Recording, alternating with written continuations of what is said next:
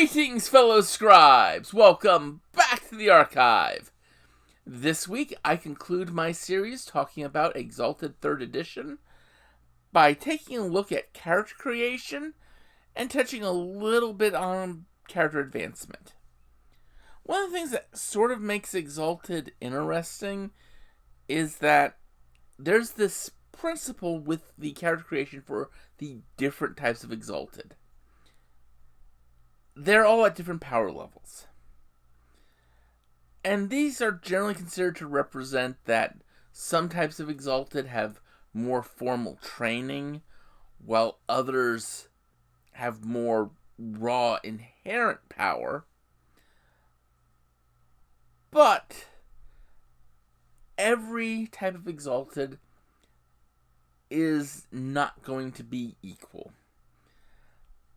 A group of 5 Dragon-Blooded starting characters have a good chance of taking down a starting circle of Solar Exalted. However, a group of 5 veteran Solar Exalted are probably going to mop the floor with 5 Terrestrial Exalted. So, with that said, sit back, relax, and enjoy as I talk about character creation in Exalted. So let's just start with this simple fact. The steps in building a character are pretty much identical regardless of what type of Exalted you build. The differences come in the numbers and in some little nuances here and there. The first thing you're always going to do with an Exalted is you're going to decide on your concept. From there, you begin building everything. Your concept is going to include, for Solars, your cast. For Dragon-Blooded, it's going to include both your aspect and your school. Because the Dragon-Blooded, they have schools that organize everything. From there, you start into actually building your character, making the numbers match your concept. One thing to always think about when you are designing an Exalted is think big. Think larger than life. Think heroic.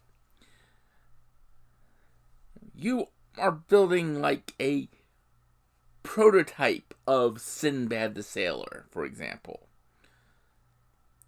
The concept that eventually would pass down through millennia into the human subconscious to be those stories. Because that's kind of what the Exalted are. They are those things that kept these stories, created these legends in some way or form. And that's how you have to think when you are building one of these. Whether you're building a Dragon-Blooded, a Sidereal, a Solar, Lunar, what have you. The first step you go to after deciding on your concept is your attributes. And like with all White Wolf type games, you decide on your priorities for your attributes. Now you start with 1 dot in each of your 9 attributes. Your physical being strength, dexterity, stamina. Your mental being intelligence, wits, and perception. Your social being charisma, manipulation, and appearance. And you assign between these additional dots equal to the priority you assigned it. Your primary attribute gets 8 dots, regardless of what type of Exalted you are. Your secondary gets 6, and your tertiary gets 4. Now, you can actually take your attribute dots up to 5. You can never go above 5. 5 is the absolute peak of human ability. So an Exalted who hits 5 in stamina, they can't get any tougher without charms. But we'll get to that in a bit. Now, after you've selected your attributes, you get to assign your abilities. Now, abilities work a little different than in other White Wolf settings. They don't have them split between talent, skills, and knowledges. It's just one big ability pool. You get 5 abilities from your cast or aspect. With one special exception. Whenever Brawl is an aspect ability, you can also qualify martial arts as one of these. So it's Brawl and martial arts wherever Brawl is. But you have to take a merit to be able to take martial arts. We'll get to that in a moment. So you take your 5 abilities. Your 5 cast or aspect abilities. And then you pick 5 other abilities. And then you assign 28 dots between all of the skills your character wants to take. Noting that at this point you cannot go above 3 in any of these. This works the same for Solars and Dragon-Blooded. Big difference here, though, is Solars get to pick one of their cast or favorite abilities as their supernal ability. What does this mean? This means that this one skill, their essence, counts as 5 for this skill. That means for buying charms related to this skill, a Solar has access to the whole charm tree. Charms, by the way, are their special abilities, the things that let them do crazy stuff. And this one distinction for Solars is important. Because this means that a Solar can start off with absolutely horrifically powerful abilities. But all their other abilities are limited to only Essence 1. To only Essence 1 charms. Now, you have to put at least 1 dot into all of your aspect or cast skills and your favored skills. Of course, since you took those, you probably want to put a dot in them anyway. But this is sort of a case of you've got 10 abilities and you've got 18 free points that you can spend among skills. Because all skills start at 0 dots. You get no free dots for any skills. Then you get specializations. Solars get to pick 4 specializations. Now then, what do Dragon-Blooded do? Yes. Dragon-Blooded get 3 specializations, picked however they want. Then they get 2 specializations picked for their background, depending on their school or what origin they are from the other subtypes of dragon blood, if you're not a dynast.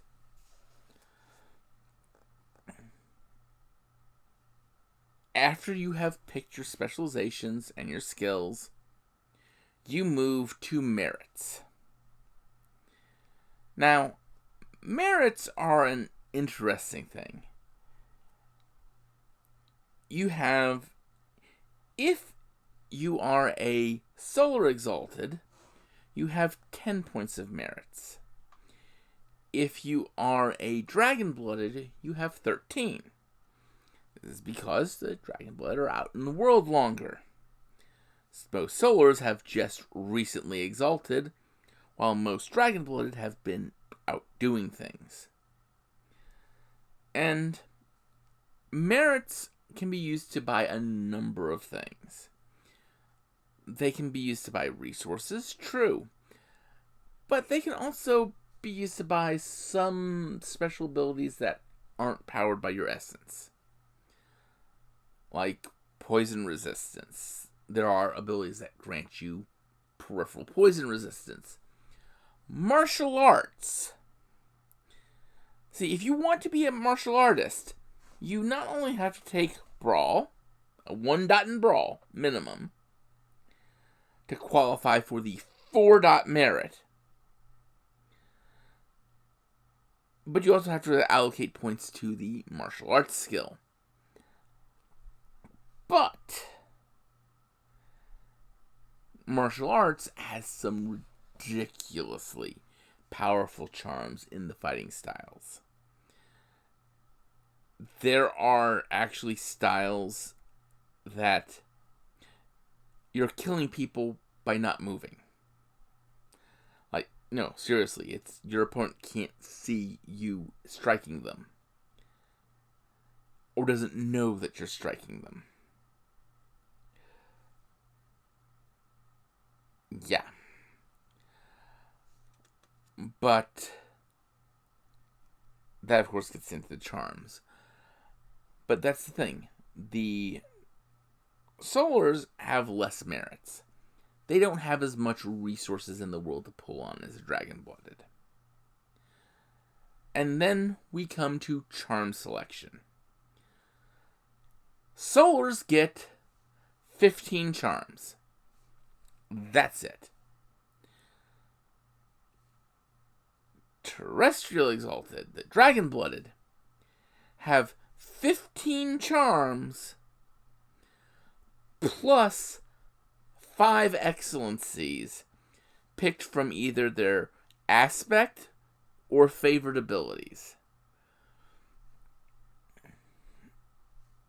or from their element. Note that not all excellencies for a given element are in a skill that's one of the cast skills of a given Dragon-Blooded aspect. Once you've picked your charms, you get to pick your intimacies. And basically what intimacies are, these are the things that you care about as a character. You have to have at least one defining intimacy, one major intimacy, and one of your starting intimacies must be in some way negative, and one has to be positive. So basically, you can't have a character who, with his base starting intimacies, hates everything or loves everything. It's generally recommended you look at 4 intimacies starting off, but there's no limit to how many you can start off with. Additionally, For Solars, you have to pick your limit trigger. Basically, you're under what's called the Great Curse. The hubris that brought down the Solars in the first stage, that was caused by them giving in to their, quote, limit triggers. These are basically things that put you into a state where you're not really in touch with humanity as a whole. Then, finally, you get to the point where you are spending your bonus points. Solars have 15. Dragon-Blooded have 18. And the costs are pretty much the same between them. One notable thing is it costs more to raise something in your primary or secondary attribute choice than it does in your tertiary attribute choice. Cast and favored abilities cost less to raise than non-cast, non-favored abilities. Specialties you can buy extras of. You can buy extra merits, etc., etc. And then you get to the finishing touches. After you've done everything else, you set your default essence rating. For Solars, this default essence rating is 1. For Dragon-Blooded, this default essence rating is 2. So this means, yes, the Dragon-Blooded don't have access to a supernal ability, but they start off able to access higher powered charms than most Solars can for most of their skills. And then the last little touch is you assign your health levels. Now, the base health levels are 1 health level at -0, 2 at -1, 2 at -2, 1 at -4, and then incapacitated. There are charms that let you increase these. There are merits, like the Merit Giant, that also increases these. So, you tend to not start low with these. I actually had a concept character that I called the Unsetting Sun that was built exclusively around Stamina 5 and took the maximum number of times he could the ox body meditation technique. This is the one that adds to your health levels. And then he took some other charms to boost up his soak and all that, building a character that was really, really, really hard to kill. That was all the character was good at, but that's what happens when you build a specialist character. So from here, let's segue to talk a little bit about character advancement. Exalted 3rd Edition took a really novel approach to character advancement. First, it's their experience point method. Most games have a sort of flexible sort of tier system on how you get XP. You know, it's like, yep, you were here, that's 1 XP. You did this thing, that's 2. You roleplayed good, that's 3, etc., etc. What they did here is everyone gets 5 XP. This 5 XP can be spent for anything. Charms, attributes, what have you. Like any XP, can be banked up to save for later, or it can be spent immediately if you have something you can buy with it. Now then, where it gets interesting is, for Solars, this is called Solar XP. For Dragon-Blooded, it's called Dragon XP. And what this focused type of XP does, you can get a maximum of 4 per session. You get 2 points by doing something related to your cast or aspect ability. The purpose of what your character is meant to do in life. But then they have what's called the expression bonus. You get 2 Dragon or Solar XP for doing any one of the following 3 things. 1. Expressing, supporting, or engaging a major or defining intimacy in such a way that it reveals something about the character, develops the character's personality, or provides a character moment that everyone at the table enjoys. 2. Being significantly challenged, endangered, or harmed in the course of protecting or upholding a major or defining intimacy. 3. Being significantly impeded, endangered, or harmed by a flaw. Because you know what? Every character should have a flaw. You don't get any points for these, but you don't get any points at character creation for these, but they become something that matters for long-term character growth. And then comes how they handled increasing your essence. Previous editions of Exalted, you would accumulate XP and buy up your essence by a formula. Well, this time around they decided not to go that way.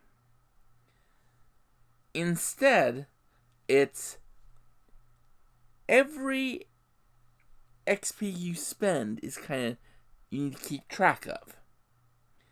When you have spent X number of XP, your essence goes up. A starting Solar who spends 50 XP, their essence goes from 1 to 2. A Dragon-Blooded who spends 75 XP, their essence goes from 2 to 3. And it gets progressively more expensive the further up. Now, noting, it does cost the same number of XP spent beyond 2 for a Solar to go from 2 to 3, as it does for Dragon-Blood to go 2 to 3. It's just the Solar has already had to spend 50 XP in addition to that 75. And when you get to the highest level, getting to Essence 5, the Solar has to spend less XP than the Dragon-Blooded. And it's kind of like Essence 4 and 5, the Solars get faster. But the Dragon-Blood still can do a lot with those when they get there. But that's the ultimate little bit there. Note, this does not include Dragon XP or Solar Experience. This is only from experience points, the 5 per session experience points. So there's a sort of delineated, this number of sessions is how quickly you should rise in power. And there's one thing I almost forgot to mention on the Solar and Dragon XP. There's one thing, exactly one thing, that they cannot be spent on. Charms. Well, technically, charms, evocations for your artifacts, sorceries, spells. Those things, you can't spend those on. But beyond that, Solar XP can be used for just about anything else. So you might often use Solar XP to help you meet the prerequisites for charms. And then you use your regular XP to buy that charm. But that is character creation and character advancement in a nutshell for Exalted 3rd Edition. Next week, I go back to one of my older series. I'm revisiting Cult Divinity Lost. When I did it originally, I did it just as a single video. And I want to give it the same treatment that I've been giving games I've talked about since then. So next week, we return back to Elysium and dealing with the funness of a humanity fallen from divinity. So until then, like you all remember to have fun and keep gaming.